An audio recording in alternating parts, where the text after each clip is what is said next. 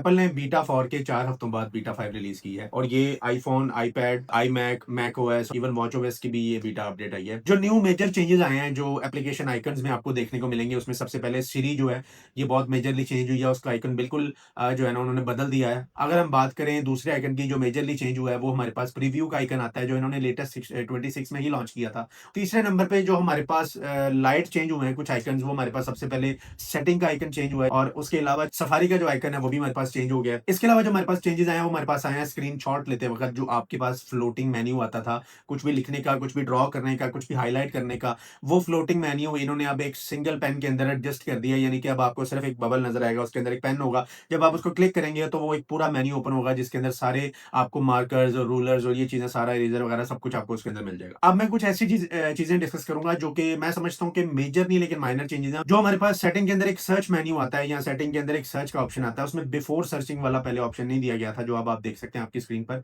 इन्होंने एक option add किया है जिसमें एक तो बिफोर सर्च का ऑप्शन है और उसके अंदर भी आप ये देख सकते हैं, जब भी आप आईफोन में कुछ सर्च करने लगते हैं तो आपको ऐप सजेशन आती है, उसमें आप 4 ऐप्स या 8 ऐप्स या डोंट शो का ऑप्शन सेलेक्ट कर सकते हैं। यानी कि जब आप सर्च करेंगे तो आपको वो 4 ऐप सजेस्ट करेगा जो शायद आपने रिसेंट सर्च की होंगी, या 8 ऐप सजेस्ट करेगा, या इवन अगर आप डोंट शो करते हैं तो आपको कोई भी ऐप वहां पे सजेस्ट नहीं होगी। इसके अलावा जब आप सर्च करते हैं तो वहां पे आप सर्च इंजन का जो सेटिंग है वो सेट कर सकते हैं। फॉर एग्जाम्पल आप सर्च इंजन पे गूगल को सेट कर सकते हैं कि जब भी आप कुछ सर्च करने लगेंगे तो सबसे पहले गूगल की साइट ओपन होगी, जिसके ऊपर फिर आप देन कुछ भी सर्च कर सकते हैं। इसके अलावा जो माइनर चेंजेस है उसमें एक चेंज ये है कि सिरी के अंदर इन्होंने सेटिंग्स में थोड़ी सी छेड़खानी की है। इन्होंने जो स्पोकन रिस्पॉन्स था उसको प्रेफर्ड रिस्पॉन्स टाइप कर दिया है और इसके अलावा सिरी तब बोलेगी जब आप उसको बुलाओगे, या दूसरा है कि सिरी साइलेंट रहेगी, उसको इन्होंने सिंप्लीफाई करके स्पोकन रिस्पॉन्स और साइलेंट रिस्पॉन्स कर दिया है। उसके अलावा जो इन्होंने एक मेजर चेंज किया है वो हमारे पास ये है कि जब हम आईफोन को चार्जिंग पे लगाते हैं, खासतौर पे 14 से ऑनवर्ड जिनमें डायनामिक आइलैंड है, जब उनको चार्जिंग पे लगाते हैं तो हमारे पास जो ऊपर बैटरी का आइकन आता है, या वो जो 7% लिखी होती है चार्जिंग पे लगाते वक्त, वो थोड़ी सी बड़ी कर दी है इन्होंने। इसके अलावा जो हमारे पास चेंज आता है वो हमारे पास आता है क्लॉक और अलार्म सेटिंग में,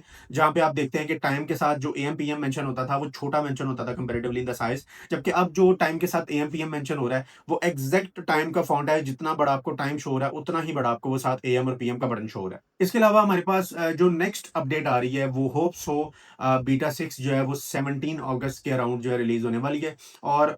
as per my knowledge I think कि जो प्रॉपर iOS 17 जो स्टेबल वर्जन होगा, जो फॉर पब्लिक होगा, वो मेरा ख्याल है कि समवेयर बिटवीन 12 टू 15 सितंबर जो है ये रिलीज हो सकता है, क्योंकि आई थिंक सितंबर के लास्ट पे ही जो है वो आईफोन 18 की रिलीज भी है। तो मे बी ये सितंबर के फर्स्ट हाफ में जो है ये iOS 27 proper for public release होगा।